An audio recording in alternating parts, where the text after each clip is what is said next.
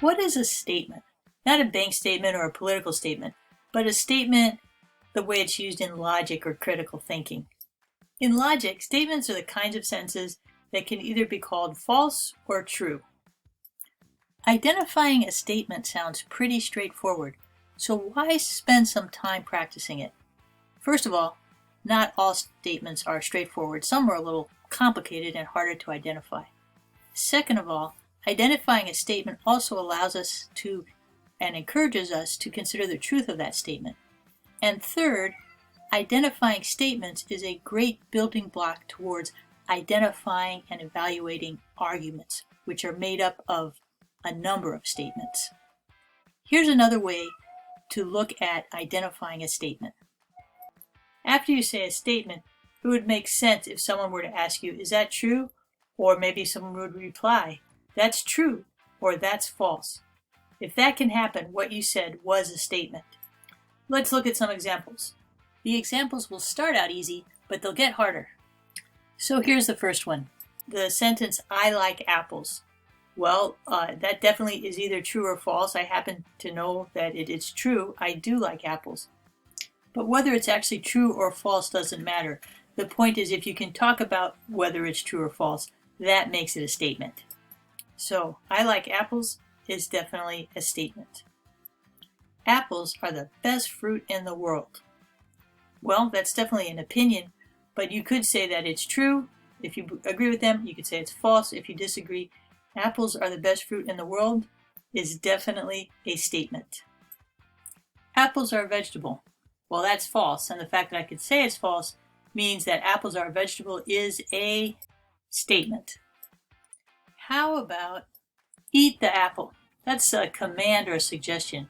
If you say eat the apple to me, I can't say, is that true? I'll just go and eat the apple or not. So eat the apple is not a statement. Do you like apples? That's a question, not a statement. Apples. Yum. Well, that's tricky. Obviously, the person who's saying that does like apples.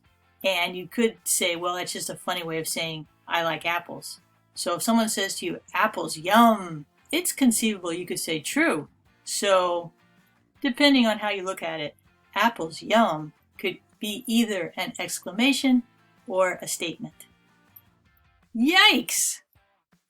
Definitely an exclamation, not a statement. What about, welcome to the apple orchard? That's definitely a friendly greeting, but you can't say that it's true or false, it's just a greeting. So, not a statement. The apple rocks is in a live-a-lava.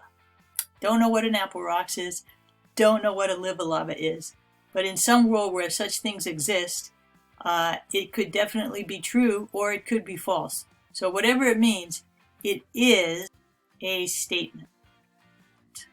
Here's a slightly fuzzy one. I ate the apple with the sticker. Before you decide whether this one is a statement or not, you have to decide what it really means. Does it mean that you chose the apple that had the sticker on it to eat, or does it mean that you ate the apple and the sticker as well? In a case like this, first clear up the ambiguity and then decide whether it's a statement. I think that the sentence means I chose the apple with the sticker, took off the sticker, and then ate that apple. But in this case, either one of those alternatives would have been statements. It's either true or false that I ate the apple or I ate the apple and the sticker. You should eat an apple. Well, this is a little bit tricky. It sounds like a command, you should eat an apple, but it's actually got some truth or falsity to it. Somebody says to me, you should eat an apple, and I could say why, and they could give me some reasons, and then I would say, well, that's true, or actually that's false, I'm allergic to apples. So, you should eat an apple is a statement. Last but not least, have you ever bought a bad apple from this fruit stand? In this case, that almost sounds not really like a question, but like a rhetorical question. Like the person is really saying, this is a great fruit stand. You never buy anything bad from this fruit stand. So, if it's a rhetorical question, you could consider it a statement, especially if you reword it. Okay, you try a few. For these next few, stop the video after you hear the sentence and decide whether it's a statement or not a statement? Here's the first one. Wash your apple before you eat it. Statement or no statement? Wash your apple before you eat it is more of a command or suggestion, so it is not a statement. But if you insert the word should, you should wash your apple before you eat it, then it becomes a statement. At this very moment, Laura Numeroff's niece is eating an apple. Laura Numeroff is the author of If You Give a Mouse a Cookie. I don't know whether she has a niece or not. And I don't know, of course, if she's eating an apple right now. So what do you think? Statement or not a statement? Well, it could be true, or it could be false. And that's what makes that sentence a statement. The apple said, "How are you?" Well, in a world where apples talk, that sentence might be true and it might be false. So it's definitely a statement. How about this? Let's make applesauce. That's a suggestion. It's actually a great plan, but it's not a statement. Here's the last one. What do you get if you cross an apple with a shellfish? Well, as you might have guessed, it's a question, so it's not a statement, and it's also a joke. What do you get if you cross an apple with a shellfish? A crab apple! Identifying statements is pretty easy in most cases. So, why is it so important again? Good question.